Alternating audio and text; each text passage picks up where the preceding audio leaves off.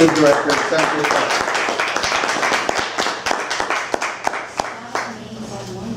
Yeah, this is a big. Oh, thank you. It'll be on in a second. It'll be on in a second. Good morning, everyone. Thank you for inviting me to speak to you this morning.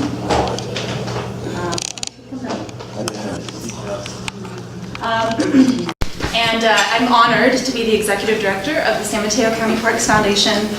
I've been in the role for about a year and a half now, and it's exciting for me because I grew up in San Mateo County, loving the parks, and was introduced as a Girl Scout to Huddart. And so what better way than to spend my days promoting and championing parks.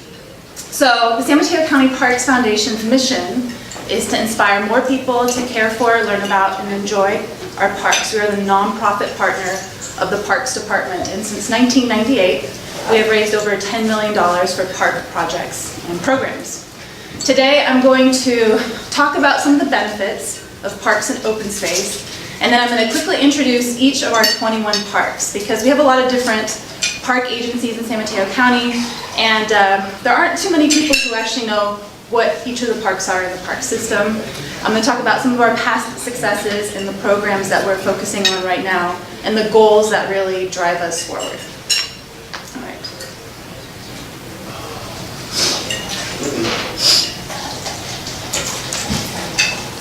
After the dog in there. I know. Here. Thanks, Mike.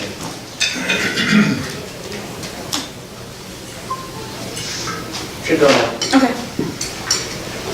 Perfect. Okay, so I'm talking about the benefits of parks. I'm going to start with redwoods, of which we have many here in this county. Not only are these some of the tallest beings on the planet and also some of the oldest on the planet, but studies have shown that redwoods absorb and store more carbon from the atmosphere per acre than any other forest on the planet. So redwoods play a significant role in moderating our climate. Studies have also shown that if you spend just 30 minutes a week in nature, it will significantly reduce your risk for everything from depression to heart disease. So the physical and mental health benefits of spending time in nature are well documented. There's something called ecosystem services or green infrastructure. It's this idea that nature can do things a lot better for us than, say, a very expensive man-made infrastructure project. An example of this is our watersheds, our creeks, our hills. If it rains a lot, they do a much better job of filtering and managing the runoff. Whereas when you have a concrete channelized structure, it actually moves the water a lot faster and leads to flooding downstream. So nature does a much better job at flood control. So again, there's a lot of movement right now to actually put a price tag on the benefits that nature provides to our economy, and this can run into the millions, if not billions of dollars for a region. And then the recreation benefits. Here in San Mateo County, we're very lucky. You can do everything from windsurfing and kiteboarding to horseback riding and camping, and of course hiking throughout the parks. And then for our economy. Not only are there cost savings related to just being healthier and also realizing the ecosystem benefits of nature, but the city and county tax revenues that come from park-related tourism are quite significant, as well as your increased property values by being close to parks and open space. So those are just some. Where's that road? That's Double Slide. That's the old Highway 1. Wow. Yeah.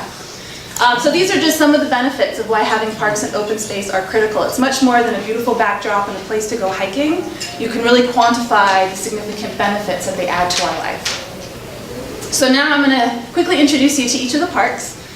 Starting with Coyote Point, this is where my office is. We're at the captain's house.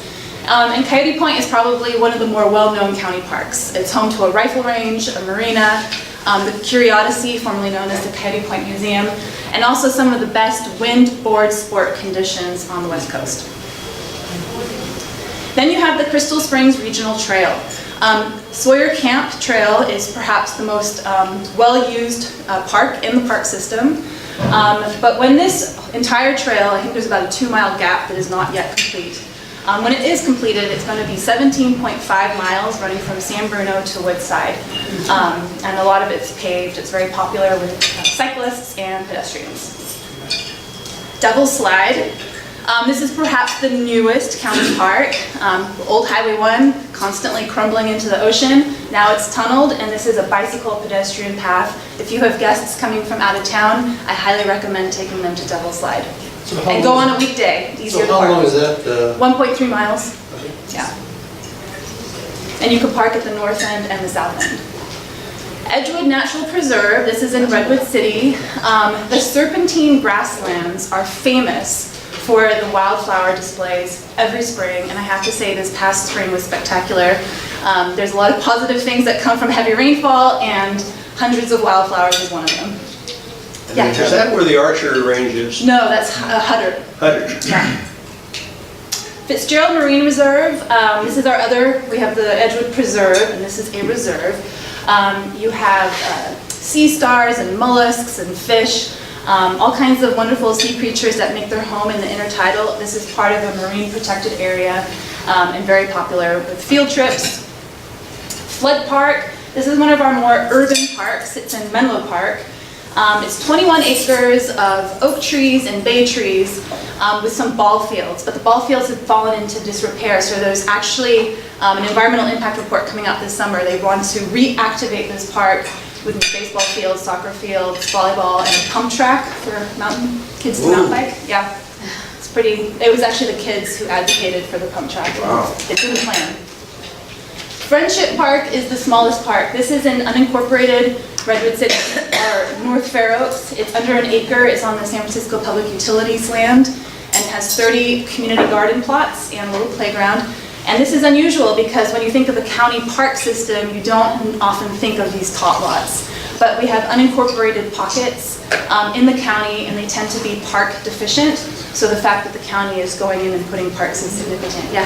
Michelle, I remember, I think the Redwood City Rotary actually built all these boxes Oh, wow. about 6 years ago for people to go out and plant flowers and That might- trees yeah. and corn and vegetables. Yeah, I know Kaboom did the playground. I think Shutterfly was one of the. Where in Redwood City is It's that? in North Fair Oaks, close to Middlefield. I don't Down think by it's actually- Costco. Yeah, it's in that area. So Huddard, this is how I got introduced to the parks as a Girl Scout. Just miles of beautiful trails in the forested slopes and cool canyons of the Mid-Peninsula. Unipro Serra, this park's pretty close to us right now. Unparalleled views of SFO, Mount Diablo across the bay, San Bruno Mountain, and also a couple playgrounds, and as you can see, these slides. If you want to take kids on slides, very popular. That's in San Bruno? San Bruno? That's in San Bruno, yeah, it's off at 280 Skyline. Memorial Park, this is the oldest, this is the first county park. It's almost 100 years old. It is named in memory of the San Mateo County residents who lost their lives in World War I. Very popular with campers and has lush old growth redwoods. Murata Surf, these are coastal bluffs, includes the California Coastal Trail. It's just south of Surfers Beach. This is another tiny little tot lot, Moss Beach Park.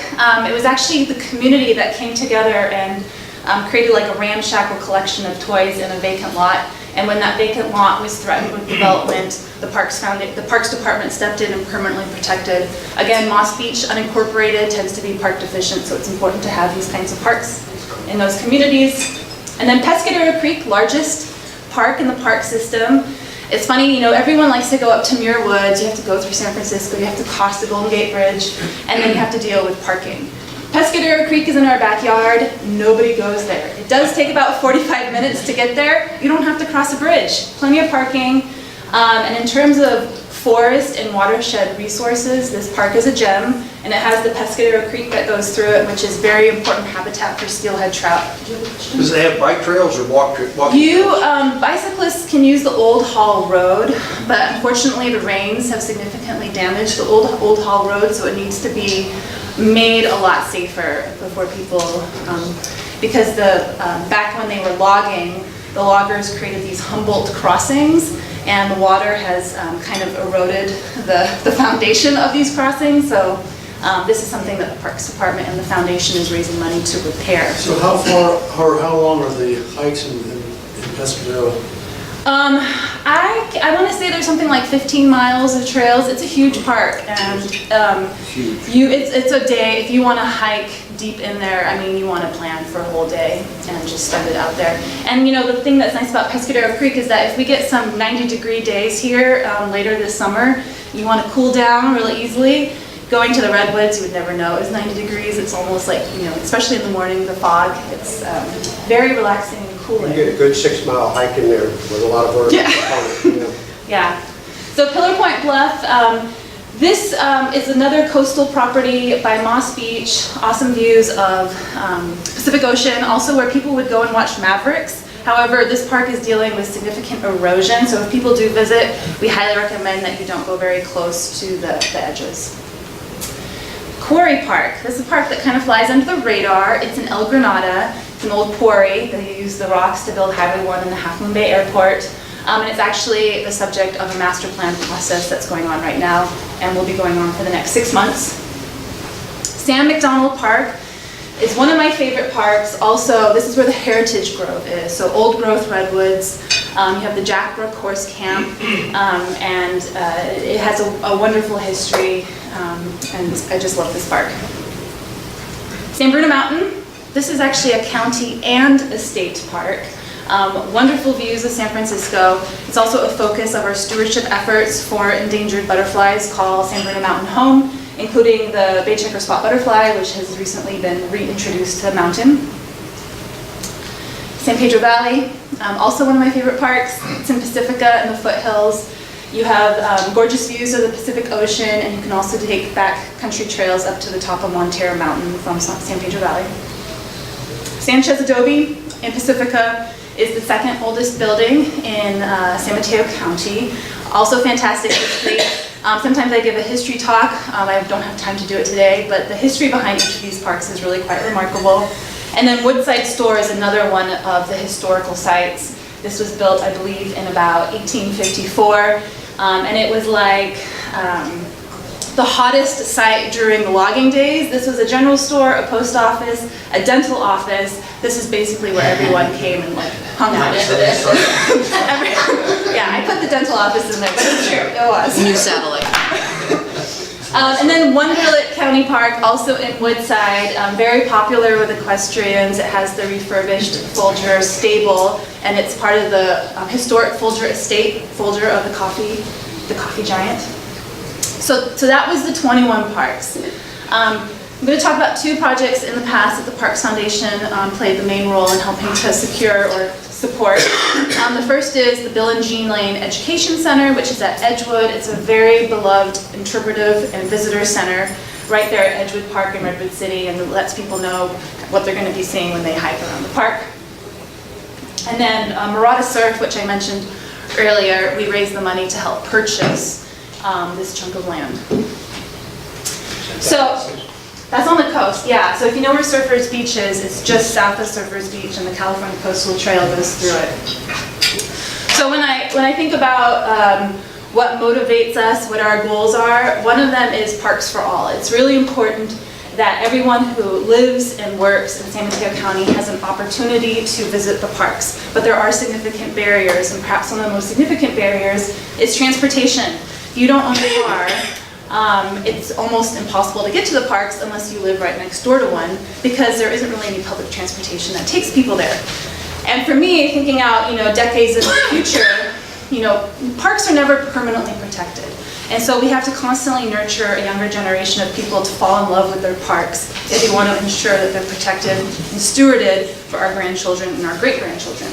So one of the projects that we helped fund is the Park Shuttle. This is a free weekend shuttle. We're in the middle of a pilot right now, and it connects the communities of East Palo Alto, North Fair Oaks, and downtown Redwood City to Edgewood and Wonderlick parks, two of the more popular parks that have significant parking problems. And so we're trying to let people know that there is this free ride. You can hop on the shuttle, it will take you to the park, you can hike around the park, and then you can take the shuttle back. And so this is something we're promoting and hoping that more and more people will catch on to this opportunity. That would look good with a Rotary logo on it. Yeah, you have a question. So do you guys plan to expand that beyond those cities? We would love to, because North County, Daly City, San Bruno is another area we really want to target. The challenge is that when it's almost like a generational shift to convince people to move around a different way. People are very accustomed to getting everywhere with their car, and there's a convenience and a freedom associated with that. If you can't get to the parks because you don't have a car, kind of convincing people to take a shuttle, it takes a lot of convincing. And so we're actually organizing field trips as a way to get people to think, oh, this is a legitimate way to get to the parks. If it is successful at the end of the 2-year pilot, ultimately our hope would be maybe Samtrans would make it part of their regular bus route, and then we could maybe shift to another area of the county.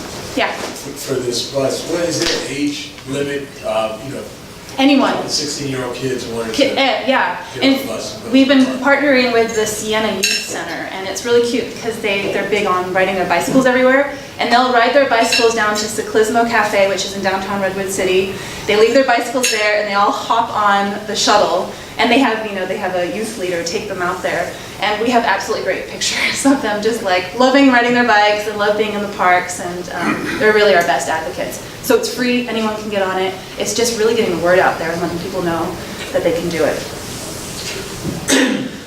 One of our programs is we fund, and this was actually really eye-opening for me, is we fund field trips for low-income schools, after-school programs, nonprofit summer programs. It's very expensive to get transportation to go on a field trip to some of these parks. And so we will actually pay the bus trip fee. And I just paid 2 in the last month, and it's like $900 to rent a bus to just go to a park for half a day. And that's kind of out of the budgets of a lot of these schools. So we want people to know that we have a bucket of money. If there's a program or a school that really wants to have a field trip to one of the county parks but just can't fund the transportation, we'll cover that bill. And we'll also hook them up with docents who will interpret the park and let them know what they're experiencing. And it's just really nice because, so this is Girls to Women, which is a nonprofit in East Palo Alto. And East Palo Alto isn't very far from the redwoods, but you get kids out there who've never seen a redwood tree. And just the awe of like seeing these majestic beings. You also have kids who have never been to the Pacific Ocean, so we will send them to Fitzgerald Marine Reserve. So again, this whole thing of nurturing a new generation of young people to really know and love their parks. Bicycle Sunday, we fund closing down Kenyatta Road every Sunday throughout the year so that people can have, so people on bicycles, jogging strollers, rollerbladers can have free access of the road. It's a safe and scenic way to maybe learn to ride a bike if you want to kind of get comfortable commuting to work by bicycle, but you want to start somewhere. This is every Sunday unless there's extreme weather events, and then that's closed. Yeah. You guys used to do a bike ride. Yeah, we're not, toward the peninsula, we're not doing it anymore. Yeah, I realized that. We used to be part of I know. some of the stations. But part of the money funded things like this. Yeah. Is there an issue for funding to continue this? I mean, we raise this like from our general fund, so we get a lot of unrestricted gifts throughout the year. So my goal is to have sponsors to like sponsor Bicycle Sunday. In the short term, we just cover it with unrestricted gifts from our donors. So there's no issue of funding? I mean, there's always an issue of funding. I mean, the main thing that you're funding here is the staff time of rangers to just kind of close the street down. And then what I've heard from cyclists when we go out there is maybe a porta potty would be nice. So we're looking into, what it might take to have something like that out there. If you leave the parking open in that gated area. What was that? The Bioli, or there's a park area at the gate. Typically, sometimes I think they leave it open. Oh, do they? Depending if there's heavy traffic. Okay. That's easy way to Go. eliminate the costs. Yeah. Part of the parks. Yeah. Sanchez Adobe, this is a project we're fundraising for, and the reason why I put it under Parks for All is because we're actually fundraising to have ADA pathways. So it's a 5-acre site, most of it is lawn, and to really get the full understanding of the site and the history, you need to really kind of make your way around the entire site, but it's not accessible for people of all abilities. So we're partnering with the San Mateo County History Museum and the Parks Department to fundraise for a number of things, including ADA pathways, so that people can visit the entire site. So another thing that really moves us forward is stewarding the natural environment. So obviously recreation is really important, but stewarding the environment is equally important. And we have done this by funding the reintroduction of the bay checker spot butterfly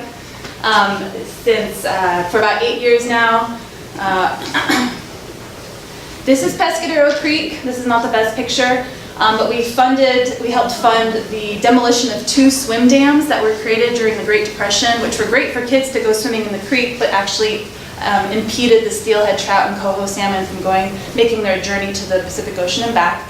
And so an effort also partnered with the Resource Conservation District to bring the creek back to its natural environment, and then to also interpret what people are saying and to make sure that when people drive across the Sequoia Flats, they're not driving off into the creek. And then volunteers. We help fund the tools, the training, the refreshments for volunteers to go out and steward the parks. So pulling out non-native species, replanting plants. So this is something that we love doing. And then when people get to the parks, we want to make sure we ensure their safety and their comfort. So we are funding new trail signs. The next round will be going up on all the coastal parks. And what's nice about these is each trail sign has a number on it, and when you get the park map, it corresponds to a number. So if you're like, I'm in the middle of Pescadero Creek and I have no idea where I am, but you've got a park map and you have a trail sign, you can quickly identify where you're at. So a lot more information. We fund the Student Conservation Association summer crews. These are high school youth who get paid to rebuild trails, build fencing, all kinds of things that make the park users' experience much more enjoyable. And then this is these are just 2 images that show the damage from our winter rains. That's the Alembeek Trail on the left in Wunderlich. Basically, it's just completely gone. And so for rangers, it takes a lot of time, as you might imagine, to chainsaw that tree to pieces and get it off the trail, or to figure out how to rebuild a trail on a slope so that especially equestrians have safe passage. So this is something we're fundraising right now because we want to make, there's a lot of closed trails in our park system right now, and we want to make sure that they are open for part of the summer. And I think that's it. So that's a quick introduction, and yeah. So are all these trails and parks, are they all on your website? So we can... Yes, and and you can download park maps from the park's website, and any park you go to should have park maps in their kiosks. Yeah.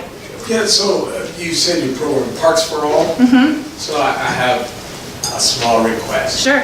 I fly drones. Oh. Open spaces Yeah. in San Mateo County Yeah. for that type of activity, and I teach kids to fly drones as well as adults in this new thing. And San Mateo just happens to be kind of the R&D central for a lot of drone companies. They're all right here in San Mateo. Right. But that is a problem Yeah. for guys like me. I have people that I need to train. I have to take them either to Baylands Park down in Sunnyvale, or there used to be an RC Park. I think they still can do that out by Brisbane, but nothing right, Yeah. in this area, or an open space dedicated, to that. Yeah. And that's big. It's proliferating the drones. Yeah. Probably this Christmas will be just A #1 gift for everyone's yeah, drones. because they've got these great drones now. The prices are coming down. They're reasonable. They're Yeah. cheaper than cell phones now. Yeah. So So that's, yeah, so I've actually heard conflicting things. I've heard that drones are allowed in state parks, but they're not allowed in San Mateo County parks right now. And it's interesting because, so drones is an issue, cyclists in parks is an issue, and dogs in parks. Those are 3 issues that I hear about a lot. There's actually a committee meeting right now to address the dogs issue and perhaps increase some trails for dog access. The drones is an interesting issue, and I don't know how much debate there's been in county parks about it. What I've heard is there's been concerns around conflicts with wildlife, especially birds. And then I understand another concern is issues with privacy. So I think those are maybe 2 things, but because it's a new thing, and it's just like with everything that's new, people have to discuss it and figure out, like, can we do it? And it's actually come up because I want to create some videos, but the best way to create videos is to have a drone. So I'm thinking about, how do I get around it? So we can inform the Parks Department of issues being raised by people we talk to in the community. We can't really advocate for policy changes, but we can bring those kinds of issues back. So I feel pretty good about the Parks Department addressing dogs, but I think the drones issue is going to require some more debate, but I'll take it back, and I'll let them know that that's coming up, because I also have a request around drones in the parks. We'll see. So, any other questions? Yeah. So you're a little company, nonprofit. We're the nonprofit partners of the Parks Department. Yeah, just one full-time staff person. But you're separate from the county. We are a 501c3 organization. Yeah. So do you also get state funding or any? No, we do a year-end appeal, we do a spring membership appeal, we do a new members appeal, and we raise money from foundations and major donors. It's 501c3. We are a 501c3. I want to share something with you. I'd like to do as much hiking as I can in these wonderful parks. And one of the wonderful features, among many, are the sequoia redwoods. Yeah. And most of what we see today are second growth, because a lot of it was cut in the 19th century. There's still some original growth. Oh, yeah. The name of that tree is Sequoia sempervirens, which is always living. And some of these trees are 1,000 years old. And even when it burned out, it will regrow. You can see a whole pod of trees. And Sequoia sempervirens is always living. It's just a wonderful thought that these trees have been there for 1,000 years. And will probably be for hopefully another 1,000 years. Hopefully, yes. It's wonderful. Yeah, no, that's absolutely true. So, all right. All right, thank you Thank you very much.